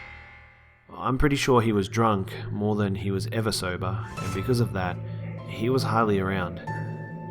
That was okay with me, my siblings, and my mother for the most part. Things were actually nice and peaceful when he wasn't at home, and the nights he did actually come home, we knew right away to steer clear of him, be quiet, and leave him alone. We lived outside of a small town, down a long dirt road with not very many neighbours nearby. The closest one was a good mile down from us, a really big farmhouse with lots of fields.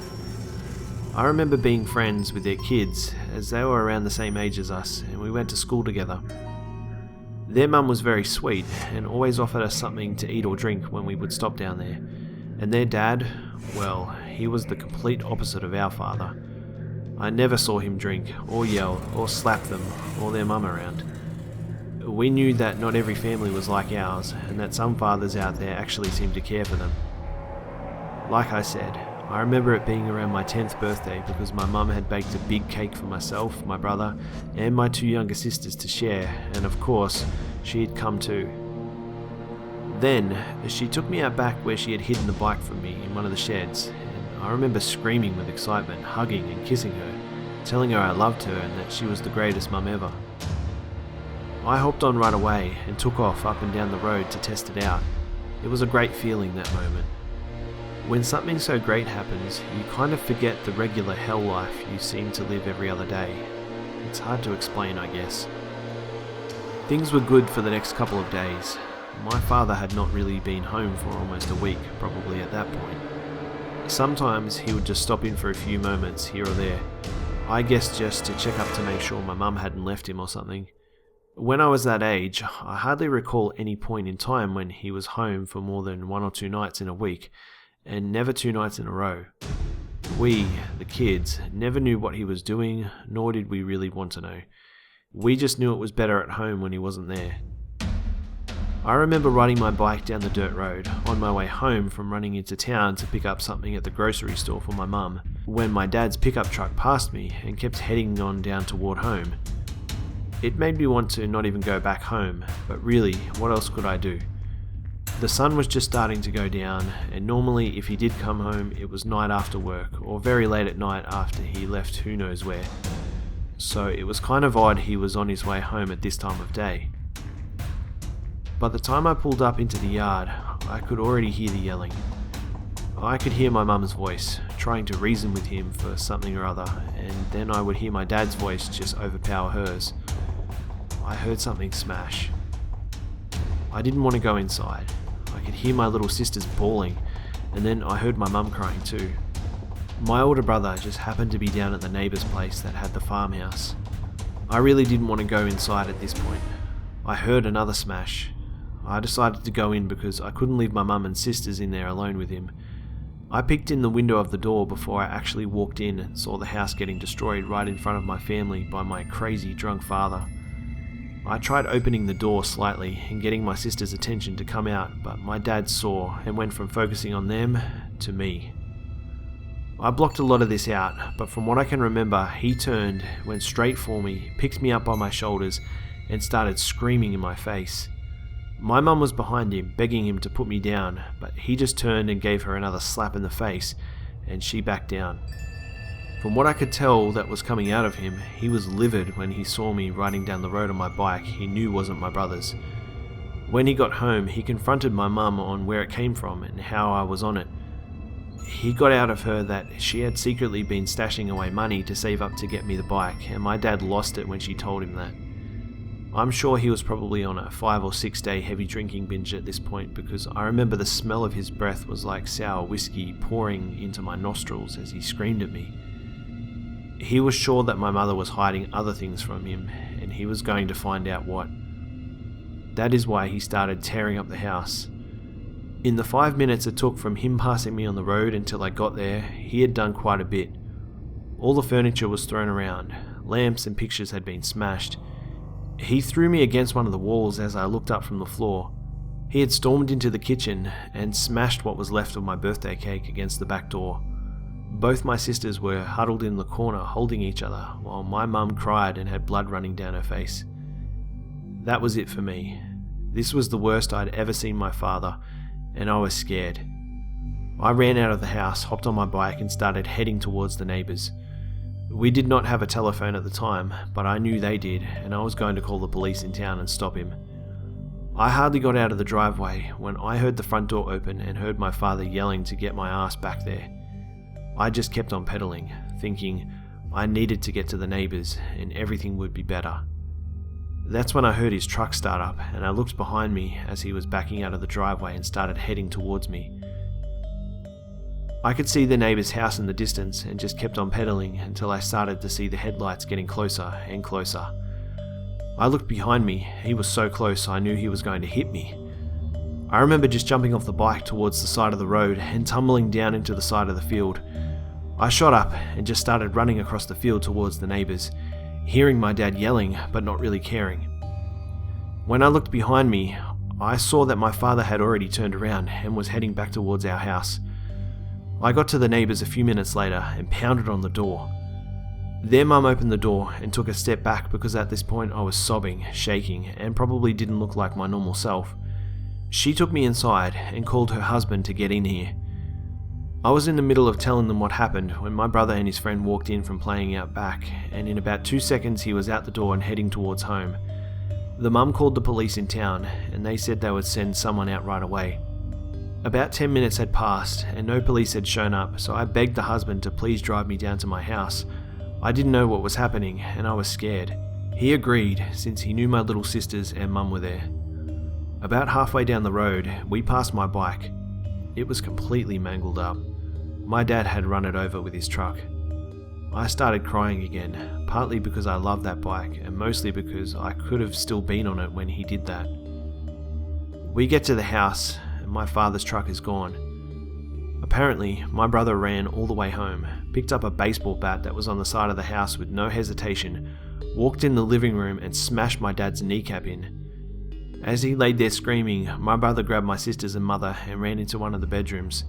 He managed to crawl out to his truck and drive away though. The cops showed up just a few minutes after the neighbour and I arrived and took a look at everything that had happened. They found my father about an hour later, one town over at the local tavern. Said it wasn't very hard to find him since he was a well-known drunk in the area and the bars were the first places they were going to look for him. They arrested him pretty much on the spot. That night, after the police found my father, the neighbours invited us to stay with them for however long we needed to.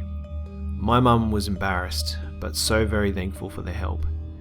We only stayed a couple of days, enough time for my mum to make arrangements to leave that town and go live with my aunt, her sister, for a while and a couple of 100 miles away from where we lived. I never did see my father again after that, and I have never really minded that.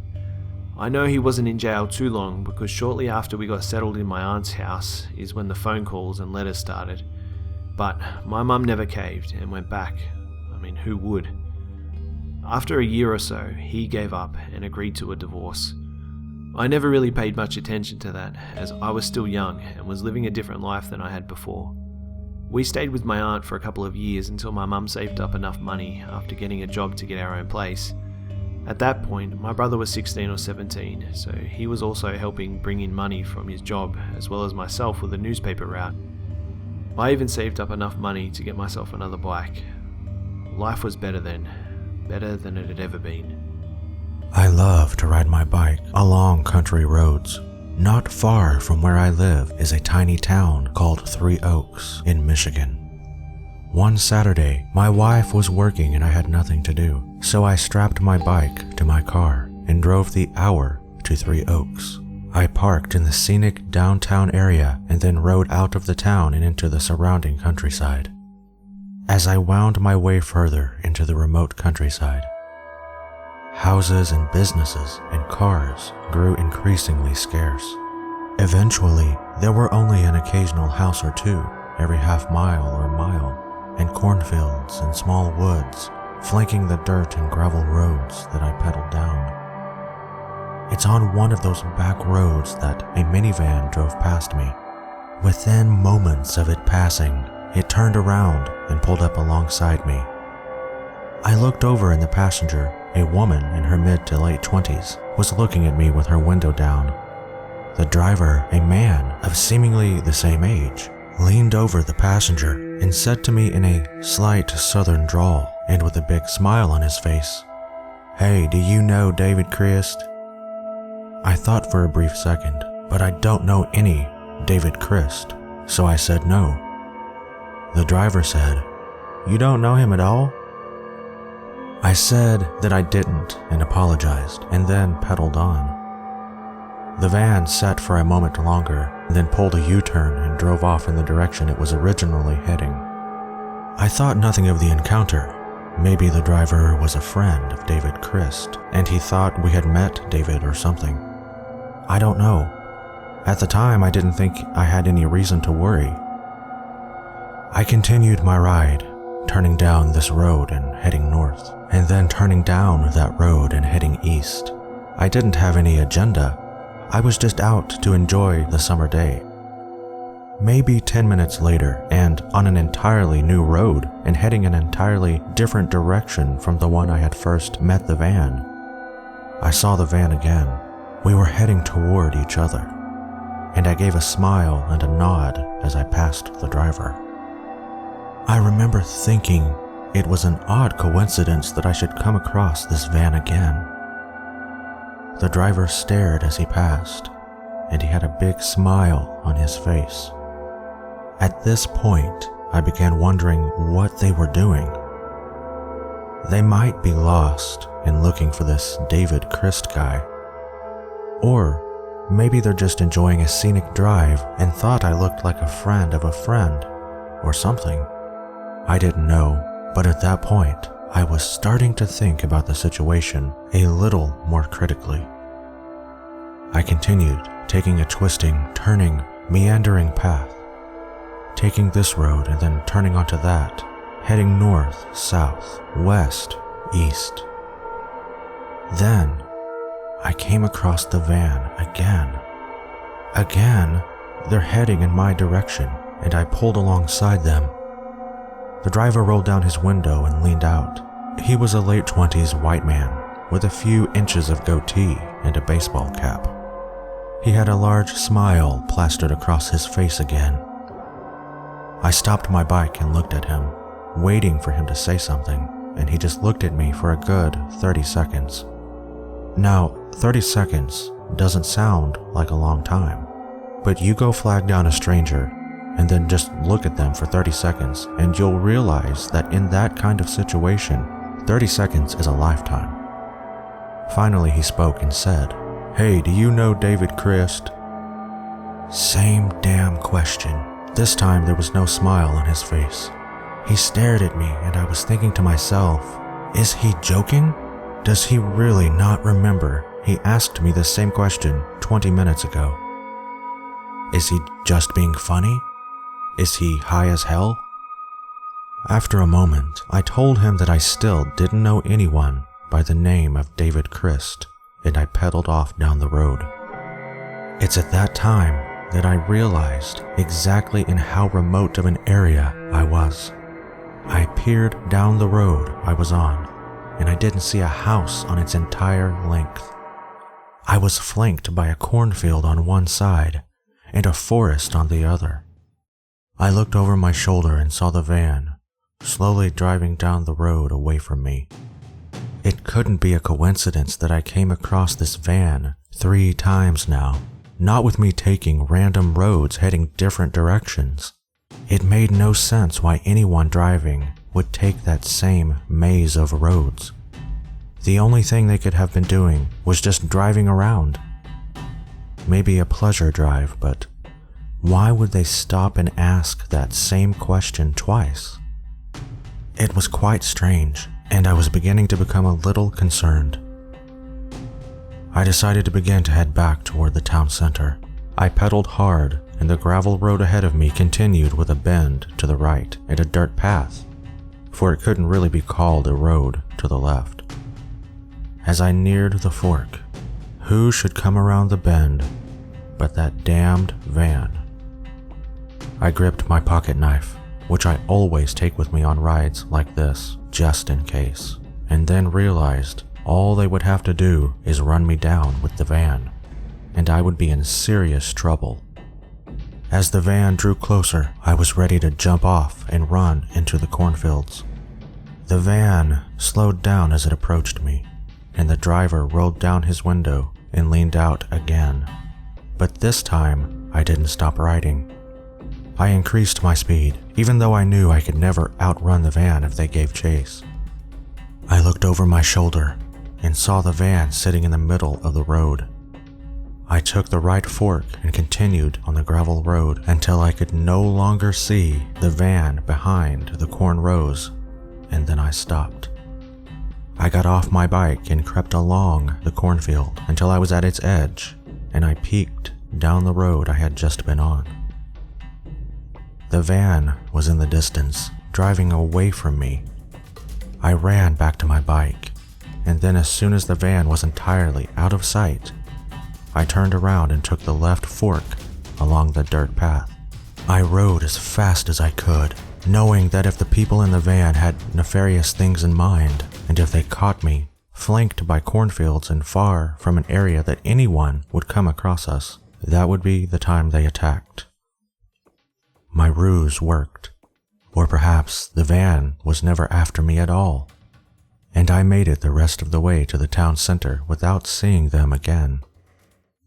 When I got home later that day, I was still replaying the events in my head, and the name David Crist kept creeping through my mind. Was David Crist someone famous, I wondered? Like a musician? Should I have known David Crist? I decided to Google the name. I tried a couple of different spellings for Crist, but it's the Crist spelling that revealed a terrifying result. I came across a newspaper article from Knoxville, Tennessee. The article explained how a man named David Crist had turned himself in after stabbing another man at a gas station in 2013. The article included a photo of this criminal, David Crist, and I believe it was the same man driving the van. Add a baseball cap and a few inches of goatee, and the man in the van was a dead ringer for David Crist in the article. I did an inmate search of the Knox County Prison, and there was no David Crist in the inmate population. Somehow, David Crist had gotten out of prison, or maybe he was never convicted, as I couldn't find any articles about sentencing. In less than 2 years after stabbing a guy, and for some reason, he had made his way to Michigan. Why was he driving along these back roads? Who was the woman in the passenger seat? And why the hell did he keep asking if I knew him? Do I know David Crist? Yes, I do now. Got an idea for a top 15 list? Submit it at top15s.net/submit. Be sure to subscribe for future videos. Thanks for watching.